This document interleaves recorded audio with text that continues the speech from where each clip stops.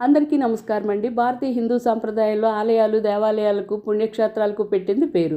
మన దేశంలో ఉన్న గుళ్ళు, గోపురాలు ప్రపంచంలో ఎక్కడ ఉండవు. ఇందులో కొన్ని వేల ఏళ్ల చరిత్ర కలిగి ఉంటే మరికొన్ని అతి తక్కువ కాలంలోనే ప్రసిద్ధి చెందిన ఆలయాలు ఉన్నాయి.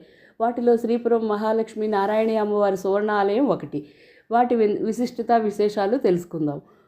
వందల ఎకరాల విస్తీర్ణంలో 1500 కిలోల బంగారం, 400 మంది శిల్పులు, 6 ఏళ్ల నిరంతర శ్రమ, సుమారు 600 కోట్ల రూపాయల వ్యయంతో తమిళనాడు వేలూరులో మలైకోడి ప్రదేశంలో ఉన్న శ్రీపురంలో ఉన్న శ్రీ మహాలక్ష్మి నారాయణి అమ్మవారి స్వర్ణ దేవాలయం. స్వర్ణ దేవాలయం అనగానే అమృత్సర్ గుర్తుకొస్తుంది, కానీ ఆ పేరు శ్రీపురానికే దక్కుతుంది. ఆలయ నిర్మాణంలోని స్తంభాలు, శిల్పులు మొదటగా రాగిరేకుతో తాపడం చేసి ఆ తర్వాత దానిపై బంగారు రేకుతో 9 పొరల్లో వేసి తీర్చిదిద్దారు. చేతితో రాసిన శాసనాలు, కళలు, వేదాలతో అలంకరించబడి ఉంటాయి. అద్భుతమైన శిల్ప చాతుర్యంతో అమ్మవారి విగ్రహాన్ని గ్రానైట్తో రూపొందించి బంగారు తొడుగుతో అలంకరించారు. ఈ ఆలయాన్ని చేరుకోవాలంటే 1.5 కిలోమీటర్ల దూరంలో ఉన్న నక్షత్రపు ఆకారం మార్గం గుండా వెళ్ళాలి. ఈ దారిలో 2 వైపులా ఉండే గోడలపై భగవద్గీత, ఖురాన్, బైబిల్లోని ప్రవచనాలను రాశారు. తన దగ్గరికి చేరుకునే లోపు భక్తులు అజ్ఞానాన్ని వీడాలని అమ్మ ఉద్దేశం.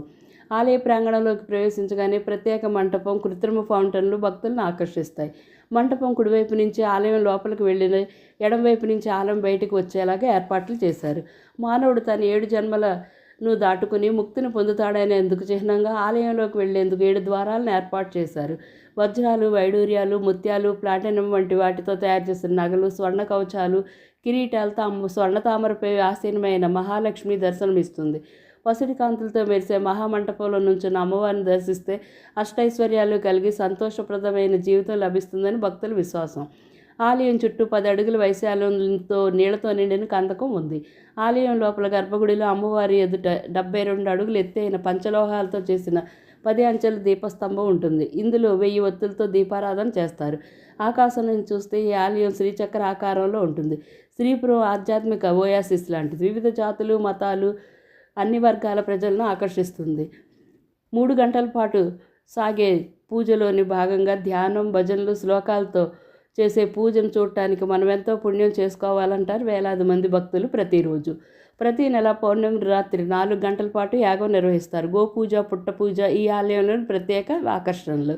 మిగిలిన ఆలయాల్లో లాగా దర్శన విషయంలో ప్రత్యేక తరగతులు, విభాగాలు లేవు.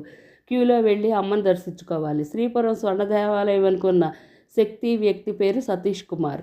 మధ్యతరగతి కుటుంబంలో జన్మించిన సతీష్కు చిన్నప్పటి నుంచి చదువు, ఆటపాటల కన్నా ఆసక్తి కంటే గుళ్ళు, గోపురాలు, యాగాలు వంటి వాటిపై ఆసక్తి ఎక్కువ. 16వ ఏట శక్తి అమ్మవారిగా మారిన ఆయన 1992లో నారాయణీపీఠం